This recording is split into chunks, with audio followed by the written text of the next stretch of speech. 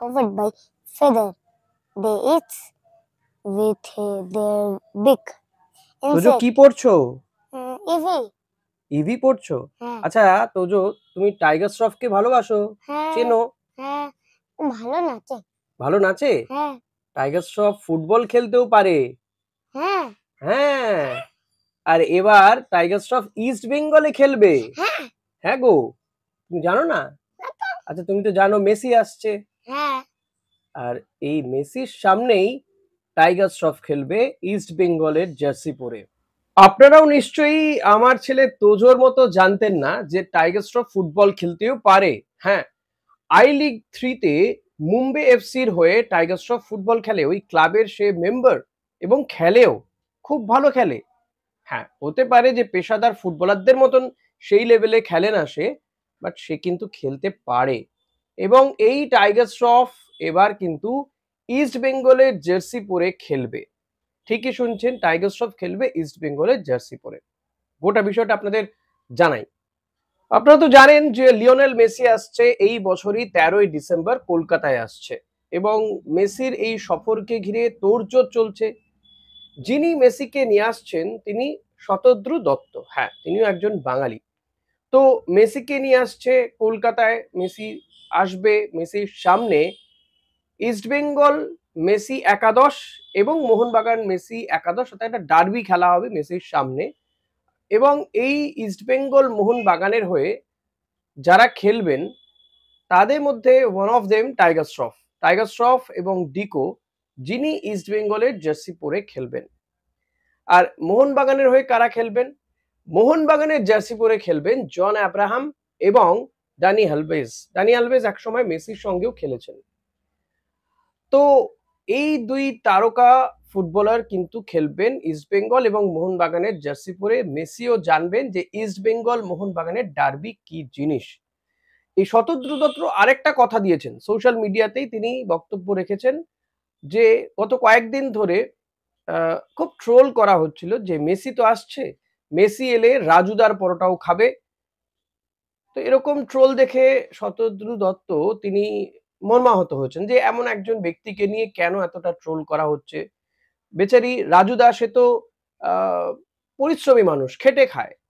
হ্যাঁ, তাকে মানে দেখিয়ে ঠেকিয়ে অনেকে ব্যবসা বাণিজ্য করছেন, অনেকে কন্টেন্ট বানাচ্ছেন, প্রচুর ইউটিউবার কন্টেন্ট ক্রিয়েটারদের ভিড় লেগে থাকে।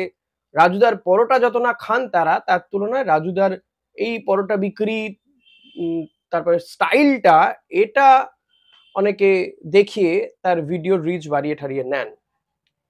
কিন্তু এই শতদ্রু দত্তও বলছেন যে এমন একজন খেটে খাওয়া মানুষকে নিয়ে এত খিল্লি করার কি আছে, এত ট্রোল করার কি আছে। তাই তিনি ঠিক করেন যে তিনি রাজুদার সঙ্গে মেসিকে সাক্ষাৎ করাবেন। হয়তো রাজুদা মেসির হাতে তুলে দিতে পারেন পরোটা, রাজুদার স্পেশাল তরকারি, পেঁয়াজ লঙ্কা সব। কি হাসি পাচ্ছে? আমি বলছি না ভাই, শতদ্রু দত্ত তিনি নিজে তার ফেসবুক অ্যাকাউন্টে, তার ফেসবুক প্রোফাইলে তিনি নিজে এই প্রতিশ্রুতি দিয়েছেন যে রাজুদার পরোটা না হোক, অন্তত রাজুদার সঙ্গে মেসির তিনি সাক্ষাৎ করিয়েই দেবেন। যারা রাজুদাকে এই নিয়ে ট্রোল করছিলেন তাদেরকে কিন্তু সপাটে দিয়েছেন একদম শতদ্রু দত্ত। তো শতদ্রু দত্ত তিনি এই মুহূর্তে প্রচুর ব্যস্ত রয়েছেন, তার সঙ্গে যোগাযোগ করা হয়ে ওঠেনি, বাট তিনি কিন্তু এই কথা দিয়েছেন এবং তিনি মেসিকে নিয়ে আসছেন।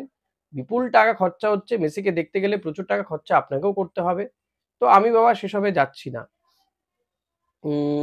তবে আমার বেশ কিছু প্রশ্ন আছে এটা নিয়ে। ব্যাপারটা ঠিক আছে, হচ্ছে হোক, কলকাতার মানুষ এবং তিনি মেসি তো প্রধানমন্ত্রীর সঙ্গেও সাক্ষাৎ করবেন, সবকিছু ঠিক আছে, এগুলো নিয়ে আমার অ্যাজ সাচ বলার কিছু নেই। কিন্তু আমার যেটা বলার সেটা হচ্ছে এই মেসিকে নিয়ে ভারতীয় ফুটবলারদের সঙ্গে তো সাক্ষাৎটা করানো যেতে পারতো। তাদেরকে অন্তত 1 ঘন্টা যদি কোনো মোটিভেশনাল কিছু, মানে তাদের সামনে কিছু রাখা যেত, তারা যদি মোটিভেট হতো মেসিকে দেখে, তাদের সঙ্গে অন্তত কিছুটা প্র্যাকটিস সেশনও যদি হতে পারতো, আধা ঘন্টা 15 মিনিট, সেটা ভালো হতো নাকি? মেসি, যার ঘরে সমস্ত ট্রফি রয়েছে, ক্লাব টুর্নামেন্টের বলুন বা দেশের হয়ে সর্বোচ্চ শিরোপা বিশ্বকাপ মেসি পেয়ে গিয়েছেন গতবারই। 2026-এ বিশ্বকাপ খেলবেন কি খেলবেন না সেটা পরের প্রশ্ন।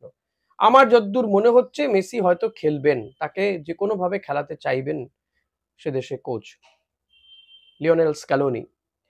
তো আমি এইভাবে দেখতে চাই যে ভারতীয় ফুটবল নিয়ে আমি সত্যি খুবই চিন্তিত, ভাবি, ভিডিও করি। তাই আমার মনে হয় যদি মেসি, রোনাল্ডো আসছে, এটা বড় খবর, আপনারা জানেন ইতিমধ্যে। রোনাল্ডো এফসি গোয়ার বিরুদ্ধে খেলতে আসবে আল নাসের। তো রোনাল্ডো সেখানে অন্তত আল নাসের যে টিমটা নিয়ে আসবে এদেশে বিদেশিদের তালিকাতে রয়েছেন রোনাল্ডো। তো রোনাল্ডো কিন্তু খেলবেন, যদি তিনি আসেন তিনি খেলবেন। সন্দেশ ঝিঙ্গানের হয়তো মানে তার কপালেই পড়বে এই রোনাল্ডোকে আটকানোর।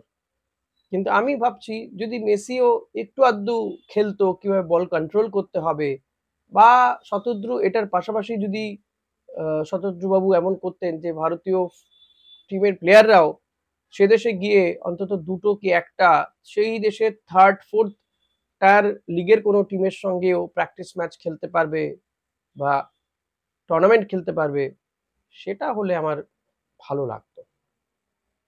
এবার আসা যাক একটু সিরিয়াস ফুটবলের আলোচনার দিকে। কি আসবো? আসি বলো। নামধারী আজ জিতে গেছে শ্রীনিধি ডেকারের বিরুদ্ধে ৩-০ গোলে নামধারী জিতে গিয়েছে। আমি বারবারই বলছি নামধারী কিন্তু আইএফএ শিল্ডে ইস্টবেঙ্গলের জন্য খুব সহজ প্রতিপক্ষ নয়। তো ইস্টবেঙ্গলও নামধারীকে আজকে জাজ করে নিয়েছে। তারা ৩ গোল যে দিয়েছে, ইস্টবেঙ্গল ৪ গোল দিয়েছিল ডেকানকে। তো নামধারীকে সমঝেই চলবে ইস্টবেঙ্গল, এবং শুরুতেই আমি বলবো ইস্টবেঙ্গল সেরা তাদের একাদশে নামাবে।